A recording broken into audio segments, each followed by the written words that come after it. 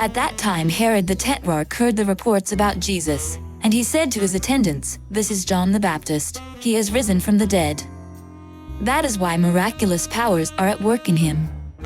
Now Herod had arrested John and bound him and put him in prison because of Herodias, his brother Philip's wife, for John had been saying to him, "It is not lawful for you to have her."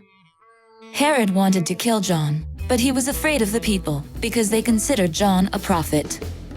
On Herod's birthday, the daughter of Herodias danced for the guests and pleased Herod so much that he promised with an oath to give her whatever she asked.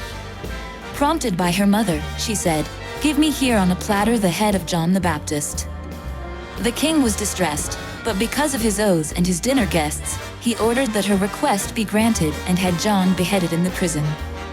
His head was brought in on a platter and given to the girl, who carried it to her mother. John's disciples came and took his body and buried it. Then they went and told Jesus. When Jesus heard what had happened, he withdrew by boat privately to a solitary place. Hearing of this, the crowds followed him on foot from the towns. When Jesus landed and saw a large crowd, he had compassion on them and healed their sick.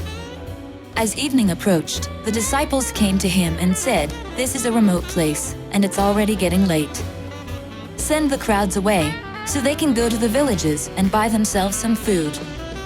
Jesus replied, "They do not need to go away. You give them something to eat." "We have here only 5 loaves of bread and 2 fish," they answered. And he directed the people to sit down on the grass.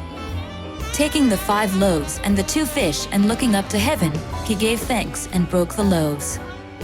Then he gave them to the disciples, and the disciples gave them to the people. They all ate and were satisfied, and the disciples picked up 12 basketfuls of broken pieces that were left over. The number of those who ate was about 5,000 men, besides women and children. Immediately Jesus made the disciples get into the boat and go on ahead of him to the other side, while he dismissed the crowd. After he had dismissed them, he went up on a mountainside by himself to pray. Later that night, he was there alone, and the boat was already a considerable distance from land, buffeted by the waves because the wind was against it. Shortly before dawn, Jesus went out to them, walking on the lake. When the disciples saw him walking on the lake, they were terrified. "It's a ghost," they said, and cried out in fear. But Jesus immediately said to them, "Take courage. It is I, don't be afraid." "Lord, if it's you," Peter replied, "tell me to come to you on the water." "Come," he said. Then Peter got down out of the boat, walked on the water, and came toward Jesus. But when he saw the wind, he was afraid and, beginning to sink, cried out, "Lord, save me." Immediately Jesus reached out his hand and caught him.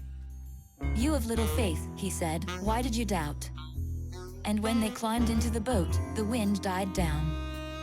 Then those who were in the boat worshipped him, saying, "Truly you are the Son of God." When they had crossed over, they landed at Gennesaret.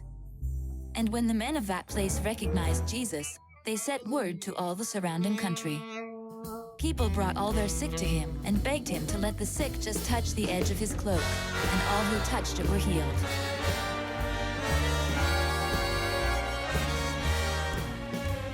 "Come, follow me, and I will send you out to fish for people."